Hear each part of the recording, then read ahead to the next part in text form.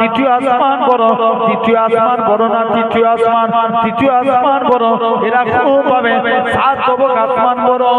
ছেলে আবারও বলে আব্বা জান সাত তবক আসমানের থেকে কি বড়? বাপ খানা জবাব দেয় বাবা ছেলে সাত তবক আসমানের থেকে আমি তোর আব্বা আমার গুনাহখানা বড়। ছেলে আবারও বলে ও জনমদাতা আপনার গুনাহ থেকে কি বলো? বাপ খানা জবাব দেয় বাবা ছেলে আমার গুনাহ থেকে আমার আল্লাহ পাকের দয়া আল্লাহর রহমত খানা বড়। এই জওয়ান যুবকেরা আমার আল্লাহ জানিয়েছিলেন হে আমার কালিমুল্লাহ হে আমার নবী মুসা আমি আল্লাহ পাক তার এতটুকু কথাকে কবুল করে নিয়েছি। আমি আল্লাহ কবুল করে নিয়ে আমার বান্দার জীবনের পাখার পাখার গুনাহটাকে আমি আল্লাহ ক্ষমা করে দিয়েছি। আমি আল্লাহ তার জীবনে গুনাহকে আমি আল্লাহ মাফ করে দিয়েছি। তাহলে কাজে কাজে আল্লাহ তো আপনাকে আমাকে মাফ করতে পারে না, পারে না? এই যে হাত তুলেছি আবু বকরের দলে হব বলেছি, আল্লাহ যদি এটাকে কবুল করে নেয় মাফ করতে পারে না? অবশ্যই পারে। সেই বিশ্বাস সেই আশা নিয়ে আমরা হাত তুলেছি, আল্লাহ আমাদেরকে কবুল করে নেন। সকলে বলি আল্লাহুম্মা আমিন। তথাপিও জেনে রেখে দেন আজকে এই সুন্দর নবিয়ানা মাহফিলে বসেছি। বাপ এই মাসটার নাম কি? জোর করে বলো। মুহররম মাস, আরবি মাসের প্রথম মাস। আমাদের দেখবেন অনেক ছেলেরা হ্যাপি নিউ ইয়ার করে, মানে এই 24 চলছে দেখো, যখনই 25-এ পড়বে 31st নাইট যেটাকে বলা হয় 31শে ডিসেম্বর পালন করে না। জেনে রেখে দেন আমাদের জন্য খুশির দিন হচ্ছে এই মুহররমের পয়লা তারিখ।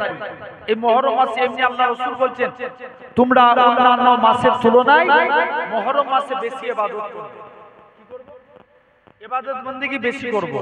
এই মুহররম মাসের গুরুত্ব অনেক বেশি, যেটাকে আমরা স্বাভাবিকতায় অনেকেই জানি বা বিভিন্ন আলেমদের মুখ থেকে শুনেছি যে আল্লাহ রাসূলের দুই নাতি নওশায়ে রাসূল ইমামে হাসান হুসাইনকে কারবালা প্রান্তরে নির্মমভাবে শহীদ করেছিল, ঠিক কি না? এটা একটা সাইড, কিন্তু এই মুহররম মাসের গুরুত্ব আছে। আর একটা দিক কি, এই মুহররম মাসে 10 তারিখে পূর্বেকার যুগ থেকে একটা দীর্ঘদিন ধরে একটা গুরুত্বপূর্ণ দিন হয়ে আসছে। যারা ওই জায়গাটায় পেছনটায় দাঁড়িয়ে আছেন আমি একটু রিকোয়েস্ট করে বলি আসেন না, চলে আসেন মজলিসে এসে একটু বসেন। দাঁড়িয়ে থাকতে ভালো লাগছে ভাইরা, একটু মজলিসে একটু ডেকে নেন, তো আগে আগে চলে শুরু। আলহামদুলিল্লাহ জেনে রেখে যান। তথাপি এই মুহররম মাসের একটা গুরুত্ব আছে। আজকে সরাসরি কোনো আলোচনা নয়, একদম কারবালা সম্পর্কে আপনাদের কাছে ডিটেইলসে কিছু আলোচনা করব, বলেন ইনশাআল্লাহ। আল্লাহ যদি তৌফিক দেন, আমার বলার কিছু ক্ষমতা নাই। কালু সুবহানাকা লা ইলমা লানা ইল্লা মা আল্লামতানা ইন্নাকা আনতা আলিমুল হাকিম। আমার আল্লাহ যদি তৌফিক দেন আপনাদের কাছে কিছু আলোচনা, আলহামদুলিল্লাহ আল্লাহ আমাকে যেন বলার মতো তৌফিক দেন। সকলে বলি আল্লাহুম্মা আমিন। এই মুহররম মাসে একটা গুরুত্ব দিন 10 তারিখের দিন। এদিনে মুসা নবীকে আল্লাহ পৃথিবীকে সৃষ্টি করেছিলেন। কাকে? পৃথিবীকে। আবার আল্লাহ পৃথিবীকে ধ্বংস করবেন এই আশুরার 10 তারিখে। এখন বলেন তো আব্বা, পৃথিবী এখন শুরুর দিকে না শেষের দিকে? শেষের দিকে। আল্লাহ নবী বলছেন কিয়ামতের আলামতে, হাদিস শরীফে এসেছে আল্লাহ রাসূল বলছেন কিয়ামতের আগে 2 প্রকারের আলামত আসবে। একটা হচ্ছে আলামতে কুবরা আর একটা আলামতে সুগরা। কুবরা মানে বড় আর সুগরা মানে ছোট।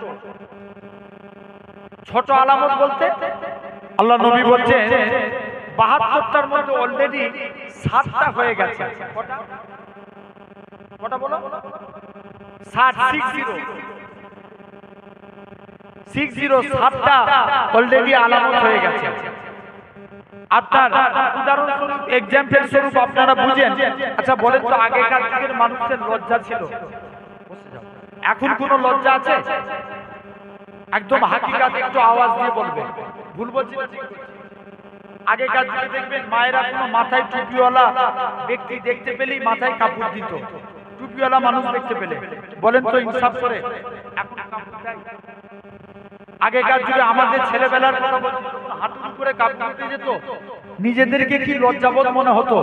দেখবেন আমাদের ঘরের কিছু ইয়ং ছেলেরা দীঘায় ঘুরতে যায়, সমুদ্রের পানিতে নামে, হাঁটুর উপরে শর্ট প্যান্ট পরে সমুদ্রের পানিতে নামে, ফরজ তালাক করে দিয়ে। ভুল বলছি না ঠিক বলছি? জোর করে বলো, আছে না নাই? জেনে রেখে দেন। তাহলে আল্লাহ নবী বলছেন হাদিস শরীফ, আল হায়াউ শুবাতু মিনাল ঈমান, লজ্জা হলো ঈমানের অঙ্গ। মানুষের দেখেন লজ্জা বলে জিনিস উঠে যাচ্ছে। জিবরাইল ফেরেশতা আল্লাহ নবীর ইন্তেকালের পর, আচ্ছা সব ফেরেশতার এক একটা কাজ আছে।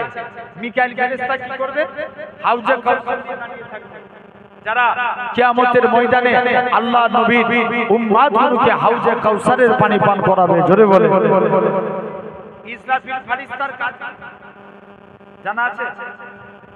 ইসরাফিল ফেরেশতার কাজ হলো ফু দিয়া সিংগায়, জোর করে বলো, ফু দিয়া সিংগায় ফু দিলে পৃথিবী তছনছ হবে। আজরাইলের কাজ কি? জান কবজ করা। আজরাইল সবার জান কবজ করবে, কিন্তু সব নবীর উম্মতের জান কবজ করে দিবে। যত উম্মত থাকবে দুনিয়ায় একটা মানুষ বেশি থাকবে না। 4 জন ফেরেশতা বাদ দিয়ে প্রথম 3 জন মারা যাবে। আজরাইল বলবে আল্লাহ তুমি আমাকে ছেড়ে দাও না। আল্লাহ বলবে আজরাইল জায়গাতুল মাউত, প্রতিটা সৃষ্টির মৃত্যু অনিবার্য। আজরাইল তোমাকে মরতে হবে। আজরাইল বুকে হাত রাখলে আজরাইলও মারা গেল। আচ্ছা বলো তো, এখন আমরা জীবিত থাকা অবস্থায় দরুদ পড়ি কার উপরে? নবীর উপরে। আমরা কি চিরজীবন বাঁচবো না মারা যাব? মারা যাব। আমরা যখন মারা যাব কে নবীর উপরে দরুদ পড়বে? আল্লাহ বলছে যখন দুনিয়ায় একটা মানুষ থাকবে না, তখন সিরেফ, যখন কেউ থাকবে না, সিরেফ আমি আল্লাহ আমার হাবিবের উপরে দরুদ পড়ব। আরো জোরে হয় না? জেনে রেখে দেন। তাহলে আমার আল্লাহ দরুদ পড়বেন। আজরাইলের কাজ কি করা? জান কবজ করা। আর জিবরাইলের কাজ নবীদের কাছে ওহী পৌঁছে দিয়া। তাহলে এখন আর দুনিয়ায় কি নবী আসবে? জোর করে বলো। আমার নবী শেষ নবী, আর দুনিয়ায় কোনো নবী আসবে না। তাহলে জিবরাইলের কাজ কি? জিবরাইল কি আর দুনিয়া আসবে? আর একটা হাদিস এসেছে জিবরাইল টোটাল 10 বার দুনিয়া আসবে আল্লাহ নবীর ইন্তেকালের পর। কবার আসবে? 10 বার। 10 বার এসে দুনিয়ায় 10টা জিনিস তুলে নিয়ে চলে যাবে। যার মধ্যে দেখেন আগেকার যুগের 5 পাস আর এখনের গ্রাজুয়েট পাস দুজনের সমতুল্য। এখন শিক্ষার হার বাড়ছে, কিন্তু এডুকেটেড শিক্ষিত সমাজ কমে যাচ্ছে। ভুল বলছি না ঠিক বলছি? শিক্ষা দেখবেন শিক্ষিত অনেক ডিগ্রি পেয়ে যাচ্ছে, কিন্তু শিক্ষিত নাই। জেনে আগেকার যুগে যারা 5 পাস তাদেরকে কত বই পড়ে 5 পাস করতে হতো। জেনে রেখে দেন। আস্তে আস্তে এলেমিয়াত উঠে যাবে, মানুষের মধ্যে মহব্বত জিনিসটা উঠে যাবে। এখনো তো তবে মহব্বত আছে। আজ থেকে 10 বছর 15 বছর পিছিয়ে যান, বাচ্চা বয়সে খেলতে খেলতে কারোর বাড়িতে গেলে পারমিশন লাগতো, এখন কারো বাড়িতে গেলে পারমিশন লাগে। জেনে রেখে দেন আমার ভাইরা, আপনারা বোনেরা। তাহলে পৃথিবীর শেষের দিকে শুধু তাই নয়, হযরতে আলী পিতা আদম নবীর তওবাকে আল্লাহ কবুল করেছিলেন। আপনারা কম বেশি সবাই জানেন আদম নবী একটা ভুল করেছিল। কি? গন্ধমের গাছের ফল খেয়েছিল। এখানে একটা বুঝার বিষয় আছে, ভালো করে বুঝবেন। আমি প্রথমেই বলেছি ওয়াজ বুঝার জিনিস। আল্লাহ আদম নবীকে ডেকে বললেন, নবী আদম তুমি গন্ধম গাছের কাছে যেও না। কিসের কাছে যেতে নিষেধ করলেন? গাছের কাছে। আল্লাহ মা হাওয়া আর আদম নবীকে সাবধান করে দিলেন। ইবলিস এসে ধোঁকা দিচ্ছে। ইবলিস চালাক না বোকা? জোর করে বলো। অনেক চালাক না? এখন দেখবেন মানুষ এক একটা এত চালাক হয়ে গেছে, এরা ইবলিসের উপরে গেছে। কথা বলেন আছে না নাই? এক মুরব্বি মসজিদে বসে বসে শুধু আল্লাহ আল্লাহ জিকির করছে। হুজুর জিজ্ঞেস করছে, হ্যাঁ গো চাচা তুমি যে জিকির করো তোমার সংসার চলে কি করে? চাচা বলছে, বাবা তুই বুঝবি নি, আমার বাপের যত জমি জায়গা ছিল সব বিক্রি করে দিয়েছি, ব্যাংকে মোটা অঙ্কের টাকা ডিপোজিট করে রেখে দিয়েছি, সুদ তুলি খায় আর আল্লাহ আল্লাহ করে। কি খায়? জোর করে বলো। সুদ দিয়া কি হারাম, নিয়া হারাম। সুদ দিয়া নিয়া দুটোই হারাম। চাচা বলছে আমি সুদ খাই আর আল্লাহ আল্লাহ করি। হুজুর বলছে, হ্যাঁ গো চাচা সুদ খাওয়া গুনাহ তুমি জানো না? বলছে জানি তো, ওই জন্য ব্যাংকের বই আমার নামে করে রাখিনি, আমার স্ত্রীর নামে করে রেখেছি। কত চালাক দেখছেন আমার ভাইরা। ইবলিস এখন আদম নবীকে ধোঁকা দিতে পারে, মা হাওয়ার কাছে গেছে। দেখবেন মেয়েদের অন্তরকে আল্লাহ এমনি নরম করে থাকে। একটা পুরুষের কাছে আপনি যে কাঁদবেন, পরীক্ষা করে দেখেন, একটা পুরুষের কাছে কাঁদবেন, অতি শীঘ্রই পুরুষের মন গলবে না। কিন্তু আপনি যদি একটা মেয়ের কাছে যে কাঁদেন, অটোমেটিক তার মন গলে যাবে। মেয়েদের অন্তরকে আল্লাহ নরম করেছে। ইবলিস এই সুযোগ দুর্বলতা খুঁজলেন, মা হাওয়ার কাছে গেলেন।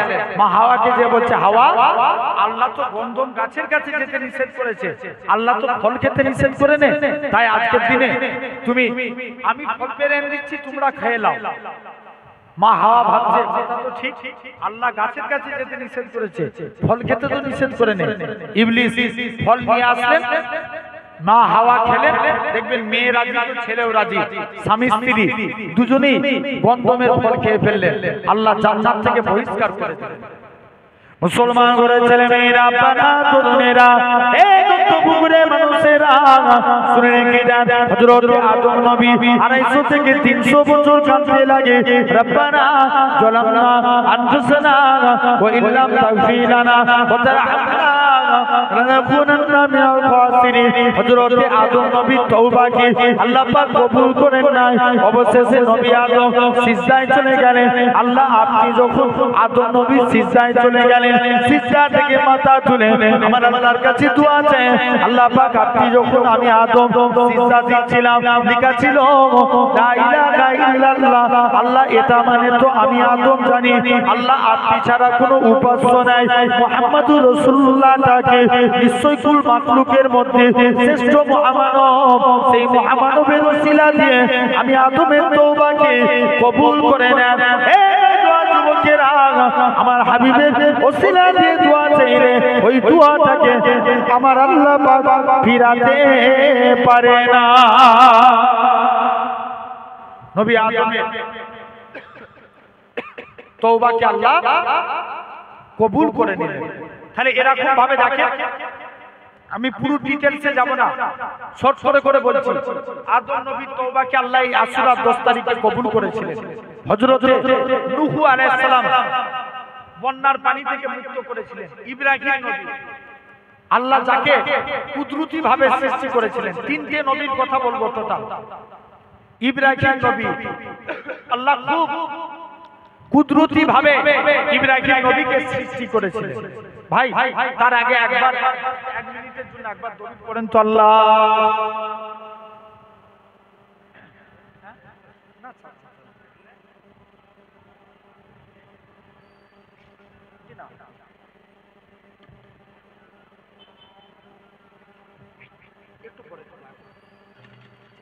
দরুদ শরীফ আল্লাহুম্মা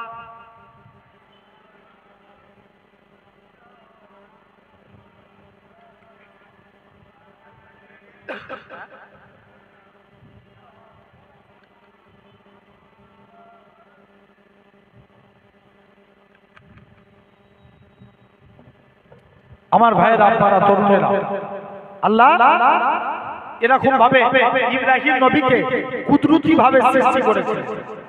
আপনারা জানেন, একটু মনোযোগ দিয়ে শুনবেন। হযরতে ইব্রাহিম নবীর জামানায় বাদশা ছিলেন নমরুদ বাদশা। বাদশার নাম কি? নমরুদ। নমরুদের রাজ দরবারে সবাই জ্যোতিষী, বড় বড় জ্ঞানী বিজ্ঞ লোকেরা বসে থাকতেন। একদিন সব জ্যোতিষীরা নমরুদের দরবারে এসে মন খারাপ করে বসে আছে। নমরুদ বাদশা বলছে, জ্যোতিষী তোমাদের মন খারাপ কেন? বলছে, আমাদের মনটা এই জন্যই খারাপ, কেননা আমরা স্বপ্ন দেখলাম আজ থেকে 3 দিনের মধ্যে মায়ের পেটে একটা সন্তান আসবে, যে এসে তোমার রাজ দরবারকে শেষ করে ফেলবে। বলছে, কি বলো? বলছে, হ্যাঁ। নমরুদ বাদশা নিয়ম চালু করে দিলেন, আজ থেকে 3 দিন টোটাল স্বামী স্ত্রী এক বিছানায় বন্ধ, শোয়া বন্ধ। কদিনের জন্য? 3 দিনের জন্য। কদিনের জন্য? 3 দিনের জন্য। তাহলে কি মায়ের পেটে বাচ্চা আসবে? কথা বলো। কিন্তু আল্লাহ বলছে আমি ইব্রাহিম নবীকে দুনিয়ায় পাঠাবো। আর নমরুদ বাদশা বলছে যা, আজ থেকে 3 দিনের জন্য সমস্ত স্বামী স্ত্রী এক বিছানায় শোয়া বন্ধ। এমন শুনতে দেখতে পাওয়া যায়। নমরুদ বাদশা তিনি কি করলেন, এই নিয়ম চালু করে দিলেন। আল্লাহর কুদরত, ইব্রাহিম নবীর আব্বার নাম ছিল তারেক, তিনি ছিলেন নমরুদের দেহরক্ষী। এক হাতে লাঠি দিয়ে দাঁড়িয়ে থাকতেন আর এক হাতে পাখাই করে হাওয়া করতেন। ইব্রাহিম নবীর মায়ের এবং বাপের অন্তরে আল্লাহ স্বামী স্ত্রী মিলনের আকাঙ্ক্ষা জাগিয়ে তুলল। ইব্রাহিম নবী আব্বা মা মনে মনে করে আমার স্বামী তো নমরুদের রাজ দরবারে আছে, আমি কেমন করে যাই। কিন্তু 3 দিন সমস্ত স্বামী স্ত্রী এক বিছানায় শোয়া বন্ধ। ইব্রাহিম নবীর আম্মা অনেক কষ্ট করে লুকিয়ে লুকিয়ে ইব্রাহিম নবীর আম্মা নমরুদের রাজ দরবারে যে পৌঁছে গেলেন। যে দেখে সবাই ঘুমিয়ে পড়েছে, যেই ঘুমিয়ে পড়েছে ইব্রাহিম নবীর আম্মা নমরুদের গৃহের মধ্যে পৌঁছে গেলেন। আজরের সামনাসামনি দেখা হয়ে গেল।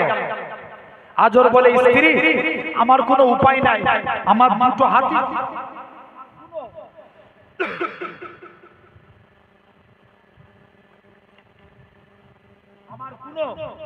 উপায় নাই, আমার দুটো হাতি ঝুলা, কি করব আমি। আজর বলছে সবর করো। স্ত্রী বলছেন স্বামী আল্লাহর তরফ থেকে আল্লাহ একজন হুরকে পাঠিয়ে দিলেন। তারা লাঠি আর কি করলেন, পাখা নিয়ে নমরুদকে হা করলেন। নমরুদের বাড়ির মধ্যেই ইব্রাহিম নবীর আব্বা আম্মা দুজনেই স্বামী স্ত্রী সহবাসে লিপ্ত হলেন। ওই রাত্রি মায়ের পেটে ইব্রাহিম আলাইহিস সালাম চলে আসলেন। জোরে বলে কিন্তু নমরুদ বাদশার নিয়ম ছিল 3 দিনের মধ্যে কোনো বাচ্চা আসবে না।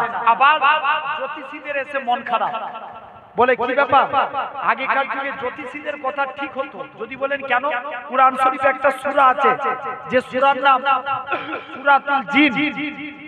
এর সারে নজুল পড়লে আপনারা বুঝতে পারবেন সূরা জিনে আগেকার যুগে দেখবেন মুরব্বিরা, আপনারা হয়তো খবরে পড়েছেন বা খবর দেখেছেন, দেখবেন আকাশ থেকে তারকা খসে পড়া। অ্যাকচুয়ালি কিন্তু এটা তারকা খসে পড়া নয়। আল্লাহর ফেরেশতারা মনে করেন এই জায়গাটার নাম কি, আরগলিয়া, তাই তো না বেলিয়া, আরগলিয়া। এই আরগলিয়া এত পরিমাণে পানি হবে, আল্লাহর তরফ থেকে হুকুম হলো, আল্লাহর তরফ থেকে সপ্তম আসমানে আসে আলোচনা। সপ্তম আসমান থেকে ষষ্ঠ আসমান, ষষ্ঠ আসমান থেকে পঞ্চম, পঞ্চম থেকে চতুর্থ, এরকম ভাবে প্রথম আসমানে আসে। প্রথম আসমানের ফেরেশতারা যখন আলোচনা করে, কিছু শয়তান জিনেরা শুনতে যায়। ফেরেশতাদের আলোচনা শুনে মানুষদেরকে, জ্যোতিষীদেরকে এসে বলে, জ্যোতিষীরা বলে দিত, সত্যি সত্যি মিলে যেত। কিন্তু নবী আসার পর জ্যোতিষীদের কথা আর সত্য প্রমাণিত হয় না। এটা আগেকার যুগে হতো।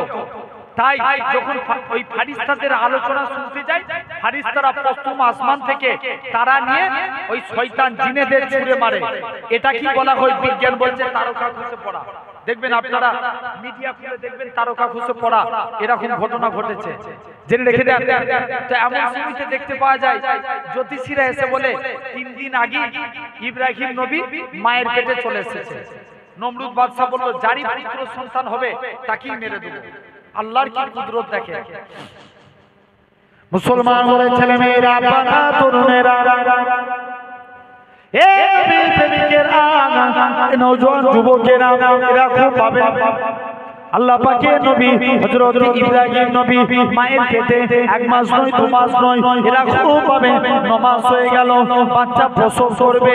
ইব্রাহিম নবীর আম্মা 1 নাম্বার বাচ্চার প্রতি মহব্বত, 2 নাম্বার এরকম ভাবে নমরুদের প্রতি ভয়, 3 নাম্বার মান সম্মানের ভয়। মনে মনে করে আমার যদি পুত্র সন্তান হয় তাহলে তো আমার বাচ্চাকে নমরুদ বাদশা মেরে দিবে। না না না না, আমি মা হয়ে এটা সহ্য করতে পারবো না। হযরত ইব্রাহিম নবীর আম্মা আস্তে আস্তে করে নিজের বাচ্চাকে পেটে করে নিয়ে এরকম ভাবে ইব্রাহিম নবীর মা তিনি একটা জঙ্গলে চলে গেলেন। জঙ্গলের মধ্যে একটা বিরাট বড় গর্ত দেখতে পেলেন। ওই গর্তের মধ্যে প্রবেশ করে গেলেন। তিনি আকাশকে দেবতা বলে মানতেন। উপরের দিকে তাকিয়ে বলে তুমি আমাকে হেফাজত করো। ও যুবকেরা, আল্লাহ পাকের দয়া হযরত ইব্রাহিম নবী দুনিয়ার জমিনে ভূমিষ্ঠ হয়ে গেল। ইব্রাহিম নবীর মা মনে মনে করে আমি যদি আমার বাচ্চার কাছে থাকি সবাই ধরে নিবে ইব্রাহিম আজরের স্ত্রী ইব্রাহিমের বাচ্চা এরা খুব পাবে অমুক মেয়ে বাচ্চা প্রসব করেছে, তাই আজকের দিনেতে আমি আমার বাচ্চাকে এই জঙ্গলের মধ্যে রেখে দিয়ে চলে গেলাম। হযরতে ইব্রাহিম নবীর আম্মা এরকম ভাবে বাচ্চাকে জঙ্গলের মধ্যে রেখে দিয়ে চলে আসলো। আমার আল্লাহ পাক হযরতে জিবরাইল আমিনকে পাঠিয়ে দিলেন, হে হযরতে জিবরাইল চলে যাও আমার ইব্রাহিমকে লালন পালন করার দায়িত্ব আমি আল্লাহ নিজে নিলাম। ও যুবকেরা, হযরতে জিবরাইল আমিন ইব্রাহিম নবী দুটো আঙুল মুখের মধ্যে ভরে দিলেন। একটা আঙুল থেকে মধু আর একটা আঙুল থেকে দুধ বার হতে লাগে। এরকম ভাবে জঙ্গলের মধ্যে ইব্রাহিম নবীকে আমার আল্লাহ পাক লালন পালন করতে লাগে। সেই ইব্রাহিম নবী আস্তে আস্তে বড় হলেন, নমরুদ বাদশা বিরুদ্ধে চলে গেলেন। অনেক বড় ইতিহাস, আমি পুরো ডিটেইলসে যাচ্ছি না। নমরুদ বাদশা ইব্রাহিম নবীর জন্য বিরাট বড় একটা আগুন জ্বালাবে বলে বিরাট বড় গর্ত খুললেন। ওই ইব্রাহিম নবীকে ওই আগুনে ফেলবো, এই আগুন থেকে ইব্রাহিম নবীকে আল্লাহ মুক্ত করেছিলেন। জোরে বলবেন না? এই আশুরার 10 তারিখে। শুধু তাই নয়, হযরতে ইয়াকুব আলাইহিস সালামের দুটো চোখ অন্ধ ছিল, আল্লাহ মুক্ত করেছিলেন। ইউসুফ নবীকে আল্লাহ ইউসুফ আলাইহিস সালামকে আল্লাহ কুয়া থেকে হেফাজত করেছিলেন। ইউনুস নবীকে মাছের পেট থেকে মুক্ত করেছিলেন। আল্লাহ এরকম ভাবে প্রতিটা নবীকে এদিক থেকে পূর্বেকার যুগ থেকে একটা দেখবেন এই আশুরার 10 তারিখ একটা গুরুত্বপূর্ণ দিন। শুধু তাই নয়, হযরতে মুসা নবী আজও যারা সোশ্যাল নেটওয়ার্ক খুলে দেখবেন মিশরের নীল নদীর পানির কালার হচ্ছে দুটো কালার, একদিকটা গোলাটে আর একদিকটা মানে একদম ফাইন পানি, কিন্তু মাঝখানে পানি মিশছে না। কারণ আল্লাহর দয়া, আজও দুনিয়ার মানুষ দেখছে ওই রাস্তার ওই নদীর মিডিল থেকে আল্লাহ মুসা নবীর জন্য রাস্তা করেছিলেন। আল্লাহ এজন্য দুটো পানির কালার দেখেন আজও আলাদা হয়ে আছে। এজন্য ইহুদিরা ওই আশুরার 10 তারিখে রোজা রাখতেন। কি রাখতেন? রোজা করতেন। সাহাবারা প্রশ্ন করলেন, ইয়া রাসূলুল্লাহ, তাহলে আমরাও কি 10 তারিখের দিন রোজা রাখবো? তবে হুজুর, আমরা যদি শুধু 10 তারিখের দিন রোজা রাখি সবাই বলবে যাও এটা আজকের দিনে তোমরা রোজা রাখছো, এরা তো ইহুদিদের অনুসরণ করে। ভাই, ইসলাম কারুর অনুসরণ করে? জোর করে বলো। আচ্ছা, কদিন আগে একটা দেখবেন কেন্দ্রীয় থেকে একটা আইন পাস হয়েছিল, মানে মুসলমানদের জন্য 3 তালাক উঠে গেছে। এখন বলো তো, কোন স্বামী যদি তার স্ত্রীকে তালাক দেয়, তালাক হবে না? হবে না? হয়ে যাবে। ইসলাম কি কোন নেতার বাবার হুকুমে চলে নাকি? আওয়াজ দিয়ে বলো না। ভয় লাগছে মনে হচ্ছে? নেতাদেরকে ভয় করেন? ভয় করব কাকে? জোর করে বলেন, আল্লাহকে। ভাই, ইসলাম কোন নেতার বাবার হুকুমে চলে? কোনদিন কারুর হুকুমে চলে না। আমার সমাজে একটা প্রচলিত কথা আছে, দেখবেন ধর্ম যার যার, উৎসব সবার। ভাই, এটা কি মানা যাবে? যদি ওই কথাই বলে কুরবানির টাইমে দাওয়াত দিবে, কোন টাইমে? কুরবানির টাইমে। একজনকে বলবে তুমি গরুর সামনের দিকটা ধরবে? কোনদিন ধরবে না। জেনে রেখে দেন, তাহলে ইসলাম কারুর অনুসরণ করে না। আল্লাহ নবী তৎক্ষণাৎ বললেন, বাবা সাহাবীরা, তোমরা একদিন আগু পিছু করে রোজা রাখো, তাহলে কারুর অনুসরণ করা হবে না। জোরে বলে, আর একটু জোরে হয় না? জেনে রেখে দেন, হযরতে আইয়ুব আলাইহিস সালাম আল্লাহ একটা বাদশাহী দান করেছিলেন। কি দান করেছিলেন? বাদশাহী। 10 থেকে 12 জন সেবিকা ছিল। আইয়ুব আলাইহিস সালামের তিনি অনেক গবাদি পশু চাষ করতেন, অনেক ফসল চাষ করেছিলেন। আল্লাহর ফেরেশতারা বলা কোয়া করছে, আল্লাহ আইয়ুব তোমাকে আগের মতো ভালোবাসে। আল্লাহ বলছে, না রে, আমার আইয়ুব আমাকে আগের মতোই ভালোবাসে। আল্লাহ বলছে, ফেরেশতারা দেখবি আমি আইয়ুব নবীকে পরীক্ষায় ফেলে দিলাম। আল্লাহ আইয়ুব নবীকে কুষ্ঠ রোগ দিলেন। আব্বারা খুব মনোযোগ দিয়ে শুনেন, দেখবেন কারুর ক্যান্সার হলে আস্তে আস্তে যত ফসল চাষ করতেন সব ফসল নষ্ট হয়ে গেল, যত গবাদি পশু চাষ করতেন পশুগুলো মারা গেল। আইয়ুব নবীর শরীরে আল্লাহ রোগ আস্তে আস্তে বিরাট বড় আকার ধারণ করলো। দেখবেন অনেকের ক্যান্সার হয়, ক্যান্সার হলে ওই জায়গাটা কালো হয়ে যায় না? দেখবেন অনেকের আবার পোকা বার হয়, গন্ধ বার হয়। আইয়ুব নবীর শরীর থেকে গন্ধ বার হচ্ছে। গ্রামের মানুষ একটাকেও সাপোর্ট করে নেই, ধুর তোমরা আইয়ুব নবীকে নিয়ে পালাও, আমরা গ্রামে থাকতে দেব না। মুসলমান করে ছেলে মেয়েরা, বাবা তরুণেরা, এই দুনিয়া মানুষেরা শুনে কিনা হযরত আইয়ুব আলাইহিস সালাম জি আস্তে আস্তে করে এরা পাবে আল্লাহ পাকের নবী হযরত আইয়ুব নবীকে আম্মা যা রহিমা জঙ্গলে নিয়ে চলে গেলেন। মনে মনে করে আল্লাহ পাক আমার স্বামী তো অসুস্থ, আজকে দিনে যদি কিছু না খাওয়াতে পারি আমার স্বামী অসুস্থ হয়ে দুর্বল হয়ে মারা যাবে। এই বলে আইয়ুব নবীর জন্য আম্মা যা রহিমা গ্রামের মানুষের কাছে কাজ করতেন, গ্রামের মানুষের কাজ করতেন, তারা কিছু খাবার দিত। আম্মা যা রহিমা আইয়ুব নবীকে খাওয়াতেন। এরা খুব পাবে অনেক দিন কেটে গেল। একদিনকার কথা বলি, হযরতে আইয়ুব নবীর শরীরের ঘা থেকে একটা পোকা খুব কামড় দিচ্ছে। হযরতে আইয়ুব নবী মনে মনে করে আল্লাহ পাক আমি আর পোকার কামড় সহ্য করতে পারি না। হযরতে আইয়ুব নবী কাঠি দিয়ে শরীর থেকে দুটো পোকা ঘা থেকে বার করে দিলেন। পোকাগুলো জমিনায় পড়ে ছটফট করতে লাগে। ও যুবকেরা, আল্লাহ পাকের নবী হযরতে আইয়ুব নবী পোকাগুলো জমিনায় পড়ে ছটফট করতে লাগে। হযরতে আইয়ুব নবী মনে মনে করে আল্লাহ পাক পোকাগুলো আমি আইয়ুব নবীর ঘা খেয়ে শরীরের রস খেয়ে বেঁচেছিল, আজকের দিনে আমি একে জমিনায় ফেলে দিয়েছি, কেমন করে বাঁচবে? না না না না, আবার কি মন গেল, হযরতে আইয়ুব নবী পোকাগুলো নিয়ে আবার হাতের মধ্যে দিয়ে দিলেন। হযরতে আইয়ুব নবী মনে মনে করে আল্লাহ তুমি যাতে রাজি আমি আইয়ুব নবী তাতে রাজি।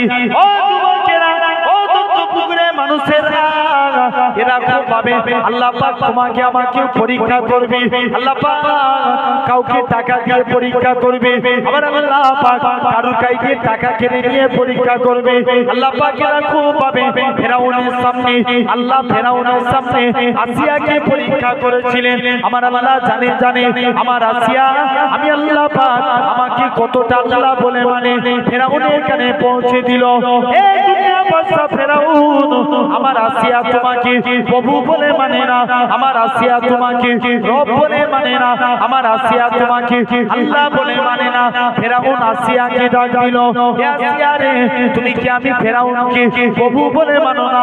আসিয়া তিনটে বাচ্চাকে সামনে রেখে উত্তর দিয়েছিল, এই দুনিয়া বাদশা ফেরাউন আমি তোমাকে প্রভু বলে মানি না, আমি তোমাকে রব বলে মানি না, আমি তাকে আল্লাহ বলে মানি।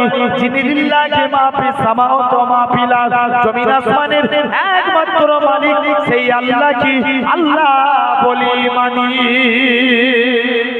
আরো জোরে হয় না? হযরত আইয়ুব নবী তাহলে এরকম ভাবে দেখেন, পূর্বের দিনে এই 10 তারিখটা একটা গুরুত্বপূর্ণ ছিল না ছিল না? জোর করে বলো ছিল। কিন্তু আপনার আমার কাছে এর গুরুত্ব কেন বেশি? আল্লাহ রাসূলের দুই নাতি ইমামে হাসান হুসাইনকে কারবালা প্রান্তরে নির্মম ভাবে শহীদ করেছিল। আসেন দুজনের কথাই আলোচনা করব। নাম্বার 1, আল্লাহ রাসূল বলছেন আমার ইন্তেকালের পর খলিফাতন্ত্র থাকবে 30 বছর। কত বছর? 30 বছর। তারপরে সব রাজতন্ত্রে পরিণত হয়ে যাবে। কিসে পরিণত হবে? একটু আওয়াজ দেয়া লাগবে, বলেন না। তারপরে কিসে পরিণত হবে? রাজতন্ত্রে। আল্লাহ নবীর ইন্তেকালের পর খলিফা হয়েছিলেন কে জানা আছে? আবু বকর সিদ্দিক রাদিয়াল্লাহু তাআলা আনহু। নবীর ইন্তেকালের পর খলিফা হলেন, নাম কি বললাম? আবু বকর সিদ্দিক। তারপরে খলিফা হলেন হযরতে ওমর ফারুক। তারপরে খলিফা হলেন উসমান গনি। তারপরে খলিফা হলেন হযরতে আলী। হযরতে আলী হুজুর খলিফা হয়ে 30 বছর, নবীর ভবিষ্যৎবাণী অনুযায়ী 30 বছর পূর্ণ হতে 6 মাস বাকি ছিল। কয় মাস? জোর করে বলো। 6 মাস। এই 6 মাস তাম মুসলিম জাহানের খলিফা ছিলেন আল্লাহ রাসূলের বড় নাতি, শান্ত স্বভাবের নাতি যাকে বলা হয় ইমামে হাসান রাদিয়াল্লাহু তাআলা। এজন্য আমিরে মুয়াবিয়ার পুত্র এজিদের সঙ্গে ইমাম হাসানের নাম্বার 1 দ্বন্দ্বের কারণ। 1 নাম্বার দ্বন্দ্বের কারণ। 2 নাম্বার আল্লাহ রাসূল বলছেন এরকম ভাবে 2 নম্বর দ্বন্দ্বের কারণ কি? মদিনার একটা সুন্দরী নারী ছিল যার নাম ছিল জায়েদা। কি নাম? জায়েদা। সবাই তাকে বিবাহের প্রস্তাব দেয়। ইমাম হাসান হুজুরও বিয়ের প্রস্তাব দেয়, এজিদও বিয়ের প্রস্তাব দেয়। জায়েদা মনে মনে করে আমি এজিদকে বিয়ে করলে দুনিয়া পাবো, কিন্তু হাসানকে বিয়ে করলে দুনিয়ার সাথে আল্লাহর জান্নাত পেয়ে যাব। জোরে হয় না? আস্তে হয়ে গেল, আরেকটু জোরে বলো। আওয়াজ পিছন দিকের ভাই ভাই কোনো আওয়াজ ঠেলছে না, শুধু সামনের গুলো বলছে। সবাই মিলে একসঙ্গে গলা মিলিয়ে একটু জোরে বলেন আলহামদুলিল্লাহ। আমরা হুসাইনি মুসলমান না? কার দলে আমরা? হুসাইনের দলে। হুসাইন জিন্দাবাদ, এজিদ মুর্দাবাদ। জেনে রেখে দেন আমার ভাইরা, আব্বারা, তরুণেরা। এরকম 2 নম্বর দ্বন্দ্বের কারণ এই জায়েদার কারণে হলো। তাই এজিদ কি করলো? কূটনীতিবিদ যার নাম ছিল মারওয়ান, মারওয়ানকে সিলেক্টেড করলো, যাও হাসানকে একটু টাইট দাও। মারওয়ান খুব কূটনীতিবিদ ছিলেন, তিনি মাইমুনা বলে এক দুশ্চরিত্রা ভ্রষ্টা নারী, তাকে সিলেক্টেড করলেন। ইমাম হাসান হুজুরের 2 জন স্ত্রী ছিল। কজন? 2 জন। বড় স্ত্রীর নাম ছিল হাসনা বানু, আর ছোট স্ত্রীর নাম জায়েদা। বড় স্ত্রীকে যে বলল, হাসনা বানু তোমাকে অনেক কিছু পুরস্কার করব, তুমি একটু ইমাম হাসানকে টাইট দাও। হাসনা বানু বলে, আমার জান চলে যায়, জান দিতে রাজি, আল্লাহর কসম আওলাদে রাসূলের সঙ্গে বিয়াদবি করতে নারাজ। জোরে বলে বলছে না, এটা মানা যাবে না। কোন প্রথম স্ত্রীর কাছে কোন আপনার ধান মাইমুনা কোন স্কোপ পেল না। নেক্সট দ্বিতীয় স্ত্রী জায়েদার কাছে গেলেন। জায়েদাকে যে বলে, জায়েদা তুই যদি আজ তুই এত সুন্দরী নারী, তুই হাসানকে বিয়ে করে ভাঙা উঠিয়ে পড়ে আছো, তুমি যদি এজিদকে বিয়ে করতে তুমি দুনিয়া পেয়ে যেতে, হাসানকে বিয়ে করে ভাঙা উঠিয়ে পড়ে আছো। এরকম ভাবে 1 মাস ধরে জায়েদার মনকে ওয়াশ করে দিলেন, ব্রেন ওয়াশ করে দিলেন। জায়েদা একদিন 2 জন স্ত্রী মানে 2 জনের সমান হক আছে না নাই? 2 জনের সমান হক। একদিন জায়েদার বাড়িতে ইমামে হাসান রাদিয়াল্লাহু তাআলা হুজুর জায়েদার বাড়িতে গেলেন। জায়েদার বাড়িতে গিয়ে চুপ করে, জায়েদার বাড়িতে হুজুরের অভ্যাস ছিল গভীর রজনীতে উঠে পানি পান করা। যেই পানি পান করেছেন, হুজুরের পেটের যন্ত্রণা, পানির গ্লাসের মধ্যে বিষ মিশিয়ে দিল। মাইমুনার চক্রান্তে জায়েদা পানির গ্লাসে বিষ মিশিয়ে দিল। মুসলমান ঘরের ছেলে মেয়েরা, আব্বারা, তরুণেরা, হে নবীর প্রেমিকেরা, আল্লাহ নবী নাতি ইমামে হাসান রাদিয়াল্লাহু তাআলা আনহু, হুজুর আমার পানি পেটে যন্ত্রণা শুরু হয়ে গেল। হুজুর আর সহ্য করতে পারলেন না, পানির গ্লাসটা এরকম ভাবে পান করে হুজুর আমার দৌড়ে দৌড়ে কষ্ট করে হামাগুড়ি দিয়ে নানা জানের মাজার আকদাসের কাছে চলে গেলেন। নানা জানের ওসিলা দিয়ে আল্লাহর কাছে দোয়া চায়, আল্লাহ পাক তুমি আমার নানা জানের ওসিলায় আমি হাসানকে ভালো করে দাও। ও যুবকেরা, আল্লাহ নবীর ওসিলায় ইমামে হাসানকে আমার আল্লাহ পাক প্রথমবার বিষ থেকে মুক্ত করে দিয়েছিলেন। প্রথমবার ইমামে হাসান সুস্থ হয়ে গেল। ইমামে হাসান জায়েদার হাতে আর কিছু খেতেন না, সন্দেহ হতো, কিন্তু স্ত্রী তো হক আছে। আবার একদিন ছোট স্ত্রীর বাড়িতে আসছে, দ্বিতীয়বার আঙ্গুর ফলের সঙ্গে বিষ মিশালো। আঙ্গুর ফলের সঙ্গে কিছু আঙ্গুর ফলে বিষ মিশানো ছিল, আর কিছু আঙ্গুর ফলে বিষ মিশানো থাকে না। জায়েদা মাইমুনা জায়েদাকে দেখিয়ে দিল, এই আঙ্গুর ফলগুলোতে বিষ মিশানো নাই। জায়েদা আবার একবার ইমামে হাসান জায়েদার কাছে গেছে। জায়েদা বলছে, স্বামী একটু আঙ্গুর খান। ইমামে হাসান বলে, স্ত্রী আগে তুমি খাও, তারপরে আমি খাবো।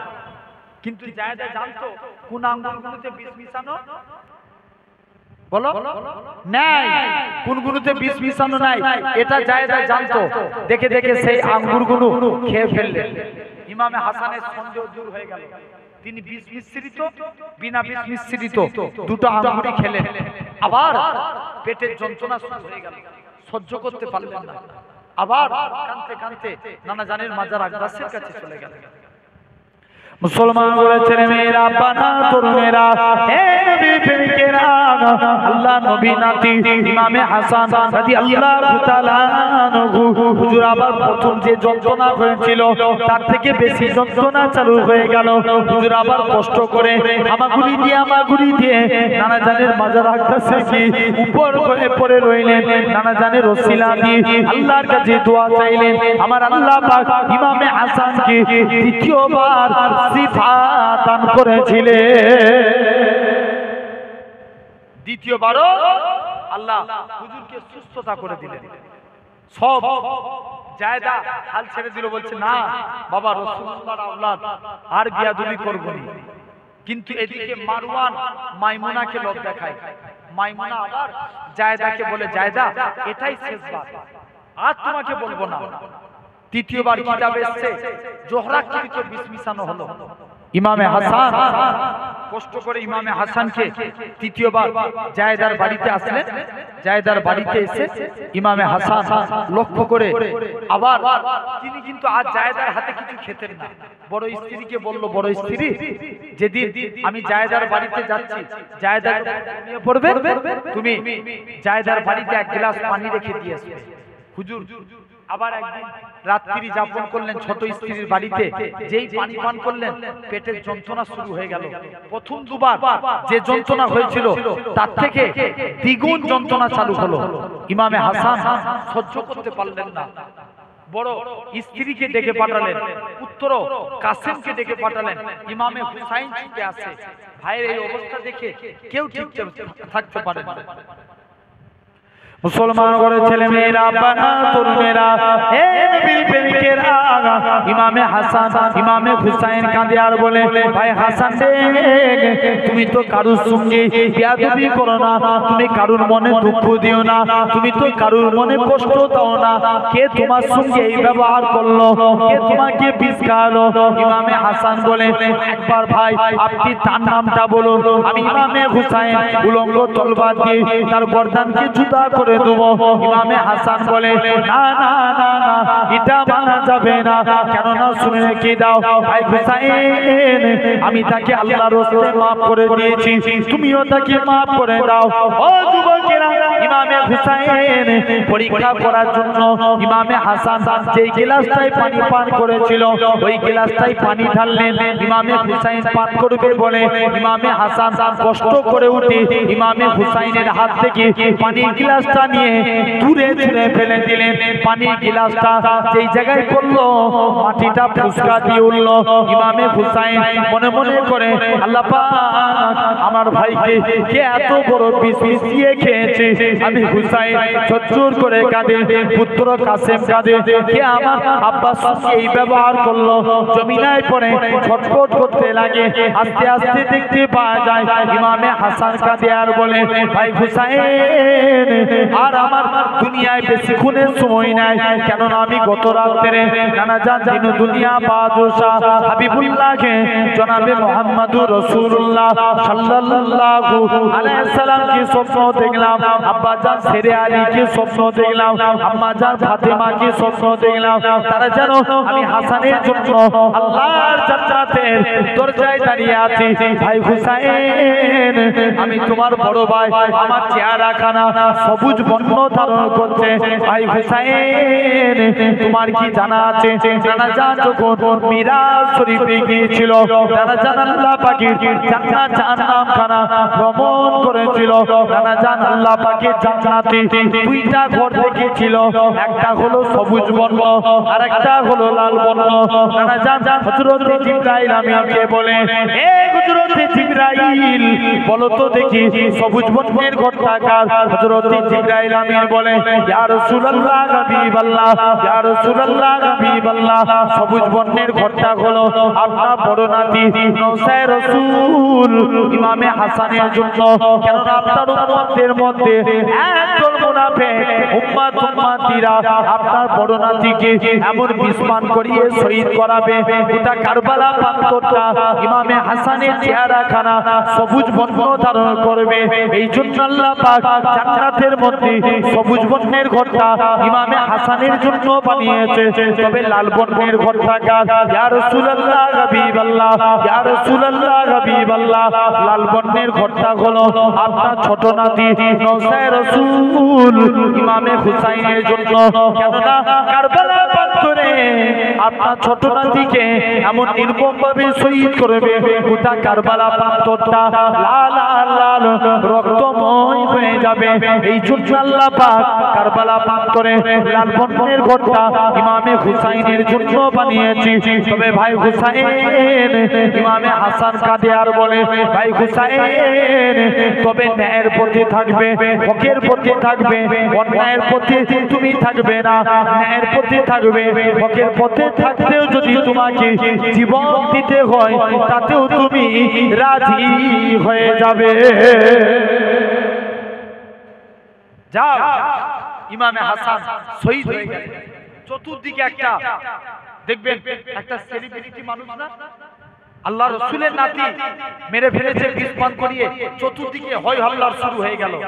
কুফাবাসীরা বারবার করে চিঠি লিখে হুসাইন কুফায় চলে এসেছে, তারা ইমামে হাসানকে মেরে ফেলেছে, আমরা তাদের বস্তুতা স্বীকার করতে চাই না, তাদের কাছে চলে এসেছে। কিতাবে এসেছে 150টার অধিক চিঠি লেখা হলো। একটা করে 150টা চিঠি লিখলেন। কটা বললাম? 150টা। ইমামে হুসাইন জানে কুফাবাসীরা এরা বিশ্বাসঘাতকতা করবে, এরা আমার আব্বার সঙ্গে বিশ্বাসঘাতকতা করেছে, কেউ ইমামে হুসাইনকে যেতে দেয় না। লাস্টে কালে একটা চিঠিতে কুফাবাসীরা লিখলেন, হুসাইন আপনি কি চান আমরা এজিদের আন্ডারে থেকে আমাদের ঈমানগুলো নষ্ট হোক? ব্যাস, ইমামে হুসাইনের অন্তরে দাগ কেটে দিল। এরা ঈমানের ব্যাপারে প্রশ্ন তুলে না, আমি ইমামে হুসাইন আর থাকবো না। তাই তিনি কি করলেন, তার স্থলাভিষিক্ত হিসাবে ইমাম মুসলিমকে কুফায় পাঠালেন। কাকে পাঠালেন? জোর করে বলো, নাম কি বললাম? ইমাম মুসলিম। ইমাম মুসলিম কুফায় চলে আসলেন। তখন কুফার গভর্নর ছিল নোমান বিন বাসির। জোর করে বলো না, নোমান বিন বাসির। তিনি খুব সাদামাটা মানুষ ছিলেন, আওলাদে রাসূলকে খুব ভালোবাসতেন। ইমাম মুসলিম কুফার মানুষদের কাছে এসে বলে, এই কুফার মানুষেরা, তোমরা যারা হুসাইনের পক্ষে যোগ দিতে চাও সব আমি মুসলিমের হাতে হাত দিয়ে বায়াত গ্রহণ করো। আমি মুসলিমের হাতে হাত দিয়া মানি হুসাইনের হাতে হাত দিয়ে বায়াত গ্রহণ করা। কিতাবে এসেছে কদিনের মধ্যে 40,000 কুফাবাসী ইমাম হুসাইনের পক্ষে যোগ দিয়ে দিল। জোরে বলে লাস্টে গেলে ইমাম হুসাইন, এদিকে ইমাম মুসলিম একটা চিঠি লিখে দিলেন, হুসাইন আপনি কুফায় চলে আসুন, কুফার মানুষেরা সব আপনার নামে বায়াত গ্রহণ করছে। এই চিঠিটা পৌঁছে গেল। এদিকে এজিদ ভাবছে নোমান বিন বাসির যদি কুফার গভর্নর থাকে তাহলে আমার রাজত্ব টিকবে না। তাই তিনি কি করলেন, মুনাফিক উবাইদুল্লাহ বিন জিয়াদকে নোমান বিন বাসিরকে সরিয়ে উবাইদুল্লাহ বিন জিয়াদকে কুফার গভর্নর নিযুক্ত করে দিলেন। উবাইদুল্লাহ বিন জিয়াদ কুফার গভর্নর নিযুক্ত হলেন।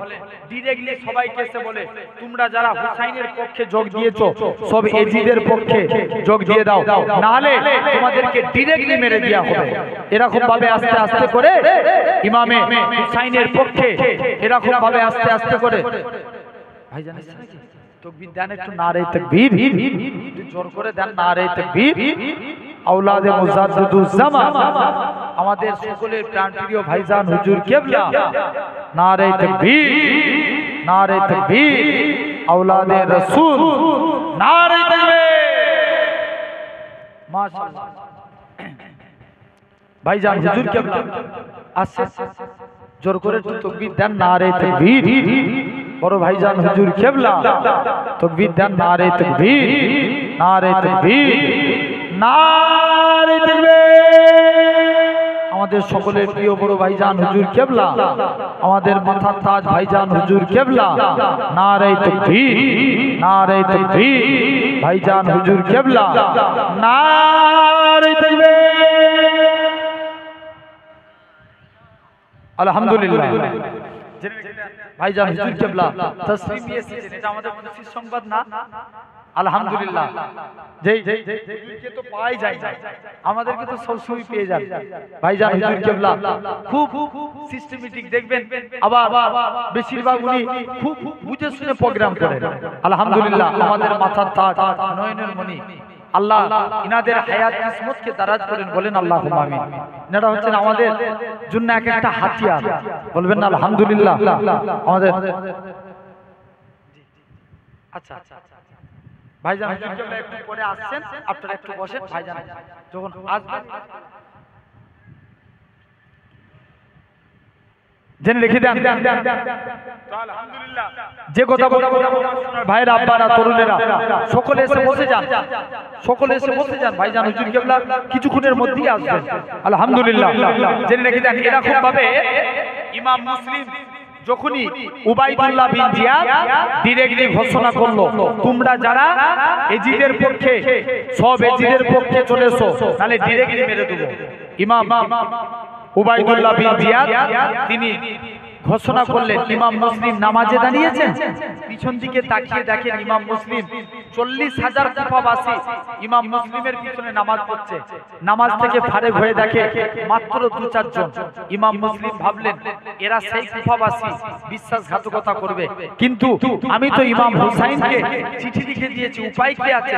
ইমাম মুসলিম গা ঢাকা দিলেন। আল্লাহ রাসূলের এক সাহাবী ছিলেন, যার নাম ছিল হযরতে হানির বাড়িতে যে গা ঢাকা দিয়ে রইলেন। রাজ দরবার থেকে ঘোষণা হলো যে ইমাম মুসলিমকে ধরে এনে দিতে পারবে 5000 স্বর্ণ মুদ্রা পুরস্কার করব। ইমাম মুসলিম হানির বাড়ি থেকে তুষা নামনি এক মহিলা বাড়িতে চলে গেলেন। মুসলমান ঘরের ছেলে মেয়েরা, বানা তরুণেরা, এই নবীর প্রেমিকেরা, এরকম ভাবে তুষার যে 2টা ছেলে রাজ দরবারে খবর দিয়ে দিল ইমাম মুসলিম আমাদের বাড়িতে আছে। বন্যা হতে হতে তুষার বাড়িটা চতুর্দিক দিয়ে সৈন্য ঘিরে ফেলল। ইমাম মুসলিম বলে না না না না, আমি বিনা যুদ্ধে সৈন্যদের কাছে আত্মসমর্পণ করব, এটা মানা যাবে না। ইমাম মুসলিম কি করলেন, তাড়াতাড়ি করে আস্তে আস্তে করে ইমাম মুসলিম তিনি ঘোষণা করে দিলেন এটা মানা যাবে না। ও যুবকেরা, ইমাম মুসলিম তাকবীর ধ্বনির আওয়াজ দিলেন। ইমাম মুসলিম তাকবীর ধ্বনির আওয়াজ দিয়ে তরবারি চালাতে লাগে। এমন কোন দুনিয়ায় মারদের বাচ্চা নেই ইমাম মুসলিমের সঙ্গে লড়াই করে কেউ ইমাম মুসলিমের কাছে ঘেঁষতে পারে না। এমন সময়তে ইমাম মুসলিম বলে, এ কুফাবাসীরা, তোমরা আমাকে মেরে দিবে, মেরে দাও, এতে কোনো যায় আসে না, কিন্তু আমি হুসাইনকে কুফায় আসতে বলেছি। হুসাইন যদি কুফায় চলে আসে তাহলে ইসলাম শেষ হয়ে যাবে, নবীর আওলাদ শেষ হয়ে যাবে। হুসাইন যেন কুফাতে না আসে। হযরত ইমাম মুসলিম আস্তে আস্তে করে এরকম ভাবে হযরত আল্লাহ নবী নবী হযরত ইমাম হুসাইনের ভাই ইমাম মুসলিম কি করলেন, তাড়াতাড়ি করে তিনি আত্মসমর্পণ করলেন। ইমাম মুসলিম কি রাজ দরবারে নিয়ে চলে গেল। ইমাম মুসলিম কি এরকম ভাবে অকথ্যভাবে নির্যাতন চালু করলেন। এক তরবারি দিয়ে ইমাম মুসলিমকে হত্যা এরকম ভাবে শহীদ করে দিলেন। ইমাম মুসলিমের সঙ্গে 2 ছেলে এসেছিল, যাদের নাম ছিল মুহাম্মদ আর ইব্রাহিম। 2 ভাই আল্লাহ নবী সাহাবী হযরতে হানি 2 ভাইকে মক্কা শরীফের কাফেলা ধরিয়ে দিলেন। কিন্তু বাচ্চা ছেলে কতটার খেটে খেটে যাবে, রাস্তা ভুল করে একটা জঙ্গলে পুকুরের পারে 2 ভাই গলা জড়িয়ে ধরে কাঁদে, ভাই রে আমাদের আর মনে হয় আমাদের মায়ের কাছে যাওয়া হবে না, এবারে মনে হয় আমাদের জীবন চলে যাবে। রাজ দরবার থেকে ঘোষণা হলো ইমাম মুসলিম তো দেশদ্রোহী, ইমাম মুসলিমকে মেরে দেওয়া হয়েছে। ইমাম মুসলিমের 2টা ছেলে যদি তাদেরকেও যে ধরে দিতে পারবে 3000 স্বর্ণ মুদ্রা পুরস্কার করা হবে। ও যুবকেরা, একটা মহিলা পানি আনতে যে দেখে দুটো বাচ্চা ছেলে গলা জড়িয়ে ধরে কাঁদে, হাউমাউ করে কাঁদতে লাগে। মহিলা খানা বলে, কে বাবা তোমরা, তোমাদের পরিচয় দাও। বাচ্চাগুলো বলে, আমরা আমাদের মায়ের কাছে যেতে চাই, আমরা অন্য কেউ নয়, আমরা হলাম আওলাদে রাসূল, আমরা আমাদের মায়ের কাছে যেতে চাই। না না না না, আজকের দিনে আমাদের মা, আজকের দিনে আমরা আমাদের আব্বাকে হারিয়ে ফেলেছি। ওই মহিলা আওলাদে রাসূলের প্রতি অন্তরে মায়া চলে আসলো, নিজের বাড়িতে নিয়ে আসলেন। কিন্তু ওই মহিলার যে স্বামী, সে ছিল মস্ত বড় জালেম। মহিলার স্বামী কানা তার বাড়িতে চলে গেলেন। হঠাৎ করে গভীর রজনীতে দু ভাই মুহাম্মদ আর ইব্রাহিম, দু ভাই চিৎকার করে কেঁদে উঠে মহিলার স্বামী খানা বলে, ও আমার স্ত্রী, বলো তো দেখি কার বাড়িতে বাচ্চা কাঁদে আজকের দিনে? এরকম ভাবে স্ত্রী খানা বলে, ও আমার স্বামী, কার বাড়িতে বাচ্চা কাঁদে ওসব ভুলে যান, আপনি আজকের দিনে আপনি এখান থেকে চলে যান, চুপ করে ঘুমিয়ে পড়ুন। কিন্তু টাকার লোভে পড়ে স্বামীর ঘুম হচ্ছিল না। নিজের পাশের বাড়িটা এগিয়ে যেয়ে দেখে এদিকে বড় ভাই ছোট ভাইকে কাঁদতে কাঁদতে তুলে, ওরে আমার ছোট ভাই তুই উঠে পড়, কেননা আমি গত রাত্রে স্বপ্ন দেখলাম। জানা যা এরকম ভাবে দুনিয়া বাদশা হাবিবুল্লাহ কি স্বপ্ন দেখলাম, আব্বাজান মুসলিম কি স্বপ্ন দেখলাম, ইমামে হাসান কি স্বপ্ন দেখলাম। তারা যেন জান্নাতের দরজায় আমি হাসানের জন্য ওয়েট করে আছে। যুবকেরা এরকম ভাবে আল্লাহ নবী নাতি এরকম ভাবে দু ভাই গলা জড়িয়ে ধরে কাঁদে। স্ত্রী খানা বলে, ও আমার স্বামী, খবরদার খবরদার আওলাদে রাসূলের সঙ্গে এরকম ভাবে বেয়াদবি করবেন না। কাল কিয়ামতের ময়দানে বুক নিয়ে রাসূলুল্লাহ শাফাআত কানা চাইবেন। খবরদার খবরদার আওলাদে রাসূলের সঙ্গে বেয়াদবি করবেন না। এরকম ভাবে দু ভাই যদি এতই মারার ইচ্ছা হয়, আমি স্ত্রী আগে আমাকে মেরে দেখুন, তবেই তো বুঝবেন মারার জ্বালা কাকে বলে। কিন্তু টাকার লোভে পড়ে স্বামীর ঘুম হচ্ছিল না, এক তরবারি দিয়ে নিজের স্ত্রীকে মেরে দিল। নিজের ছেলেখানা বলে, আব্বাজান খবরদার খবরদার আওলাদে রাসূলের সঙ্গে বেয়াদবি করবেন না। এতই যদি মারার ইচ্ছা হয়, আগে নিজের ছেলেকে মেরে দেখেন, তবেই তো বুঝবেন মারার জ্বালা কাকে বলে। ও যুবকেরা, ও নবীর প্রেমিকেরা, এরকম ভাবে নিজের ছেলেকেও মেরে দিল। মুহাম্মদ আর ইব্রাহিম দু ভাইকে ধরে নিয়েছে। দু ভাই কাঁদে আর বলে, এ কুবাবাসী, তোমরা আমাদের দু ভাইকে ছেড়ে দাও। কুফার গভর্নর যা টাকা দেব বলেছে, আমরা মক্কার জমিনে যে চাঁদা তুলে তুলে তার থেকেও বেশি টাকা দেব। আর কাল কিয়ামতের ময়দানে তোমাদেরকে আল্লাহ জান্নাতে না নিয়েছে, আমরা দু ভাই আল্লাহর জান্নাতি হব না। দু ভাইকে শহীদ করে দিলেন একের পর এক। এদিকে ইমামে হুসাইন, একদম খুব শর্ট করে বলছি, ইমাম হুসাইন কুফার দিকে রওনা দিয়ে চলে আসেন। প্রতিমধ্যে আল্লাহ রাসূলের এক সাহাবী ছিলেন, যার নাম ছিল হুরায়রা রাদিয়াল্লাহু তাআলা। নাম কি? হুরায়রার সঙ্গে দেখা হলো।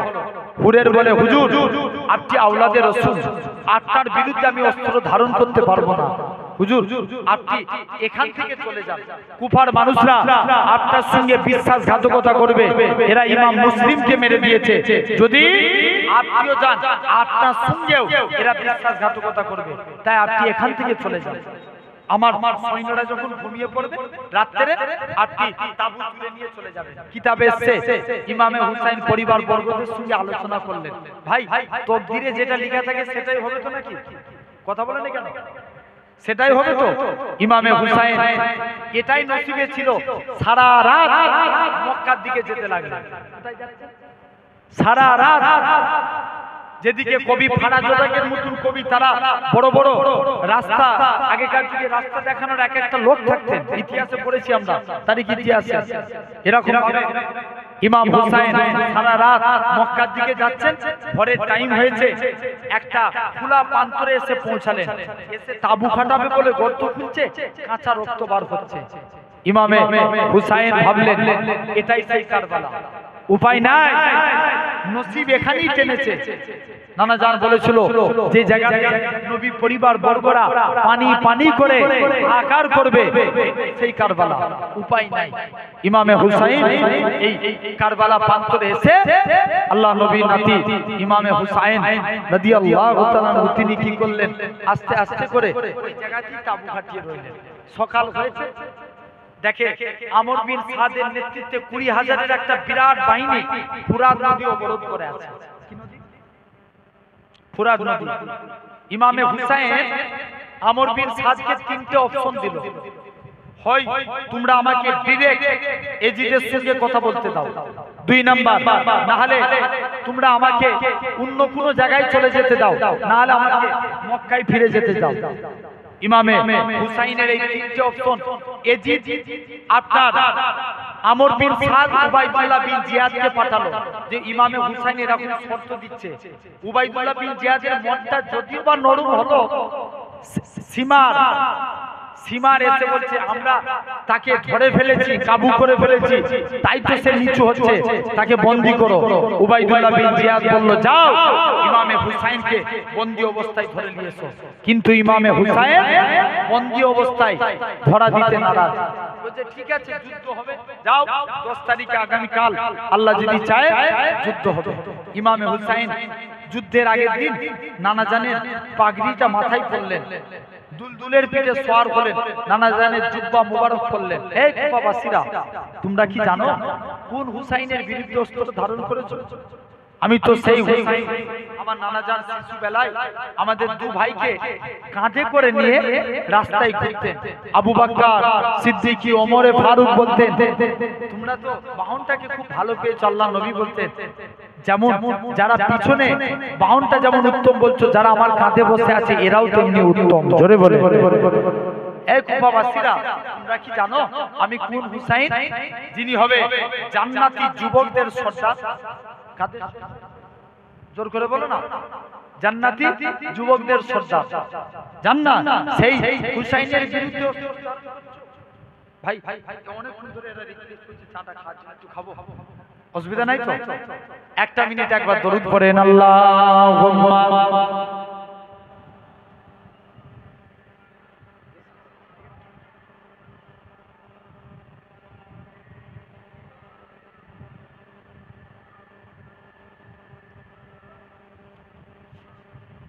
हुस्न का कमाल देखिए, आमिना का लाल देखिए। जोरे बोलें ना सुभान अल्लाह, একটু জোরে হয় না? মাশাআল্লাহ। একসঙ্গে যে যেখানে বসে আছে, আমি ওই যে ভাইগুলো দাঁড়িয়ে আছে, ভাইজান তো এক্ষুনি আসবে। ভাই তোমাদের দাঁড়িয়ে থাকতে এত ভালো লাগে, একটু কথা বললে শুনতে হইতো নাকি? হাত জোর করে রিকোয়েস্ট করি একটু এসে বসে যাও, কথা বললে শুনতে হয়, একটু আসেন। हुस्न का कमाल देखिए, आमिना का लाल देखिए। हुस्न का कमाल देखिए, आमिना का लाल देखिए।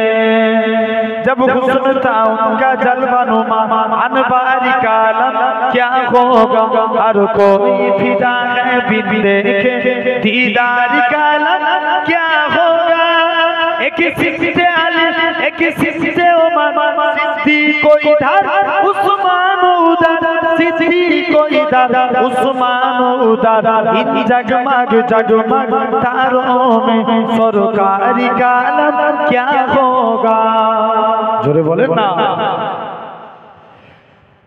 सरकारी का आलम क्या होगा। जिस वक्त खलीमा की गोदी अनबार खुदा से रोशन थी, उस वक्त हलीमा दाई के घर बार का आलम क्या होगा। हुस्न का कमाल देखिए, आमिना का लाल देखिए। अरे जोरे है ना, हुस्न का कमाल देखिए, आमिना का लाल देखिए। वजद में फलक भी आ गया, वजद में फलक भी आ गया, टुकड़ों में हिलाल देखिए, टुकड़ों में हिलाल देखिए, हुस्न का कमाल देखिए, आमीना का लाल देखिए, इसको क्या जानते भी हो, इसको क्या जानते भी हो, हजरते बिलाल देखिए, हजरते बिलाल देखिए, हुस्न का कमाल देखिए, आमीना का लाल देखिए, जल परी के बाद अर्श की, जल परी के बाद अर्श की, आज बेमिसाल देखिए, आज बेमिसाल देखिए, हुस्न का कमाल देखिए, आमीना का लाल देखिए। अल्लाहुम्मा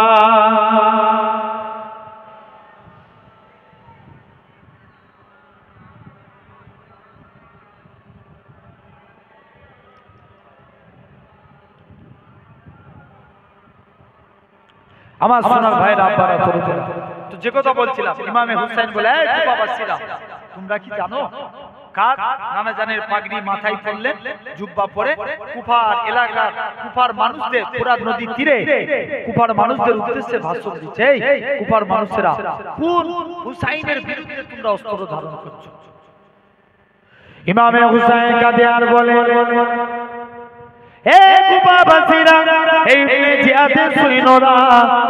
হুসাইনের মুখালিফেরা কোন হুসাইনের বিরুদ্ধে অস্ত্র ধারণ করেছো? তোমরা কি জানো আমি কোন হুসাইন? আমার হুসাইন যে হুসাইনের নামে তোমরা নামাজের মাধ্যমে দরুদ পড়ো, আল্লাহুম্মা সাল্লি আলা মুহাম্মাদ ওয়া আলা আলি মুহাম্মাদ, আল্লাহুম্মা বারিক আলা মুহাম্মাদ ওয়া আলা আলি মুহাম্মাদ।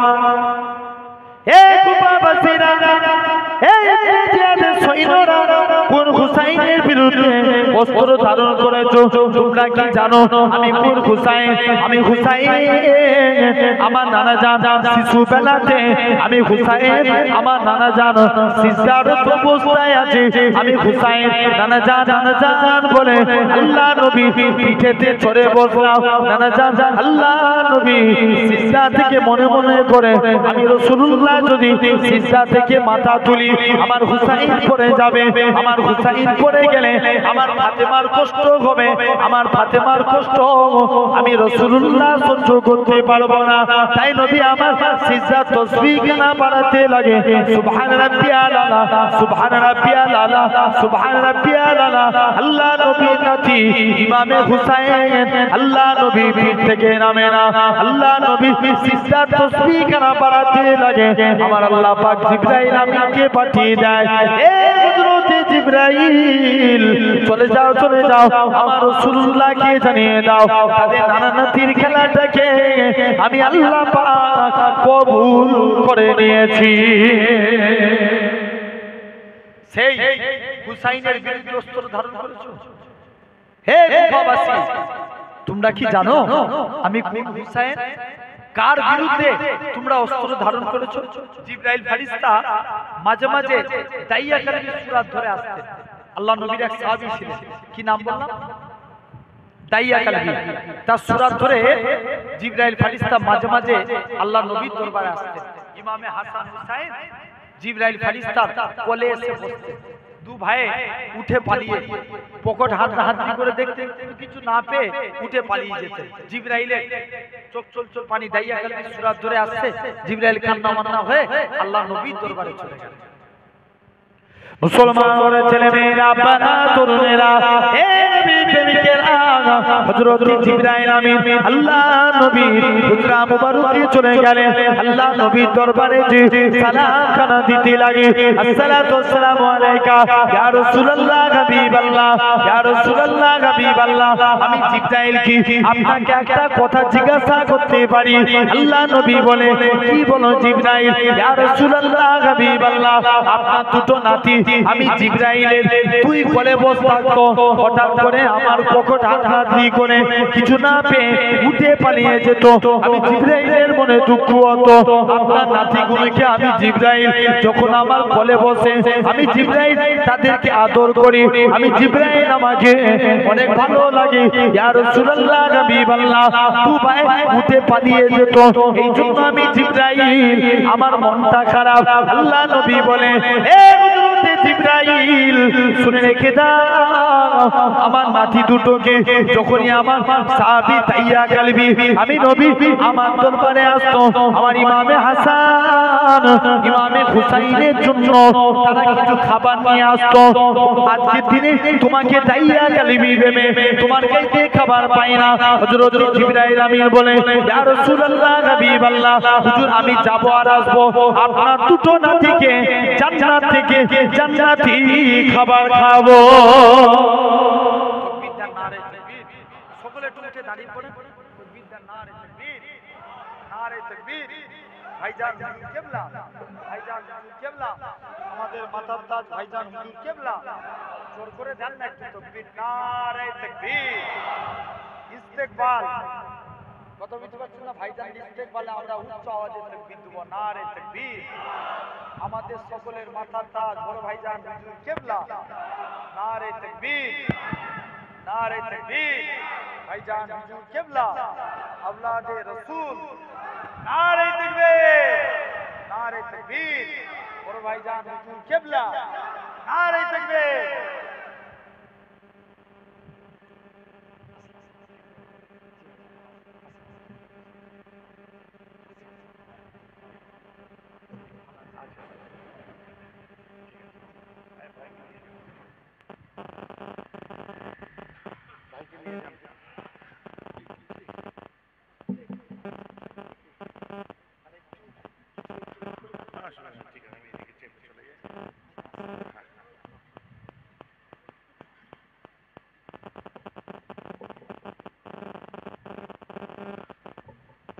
সকলে বসে বসে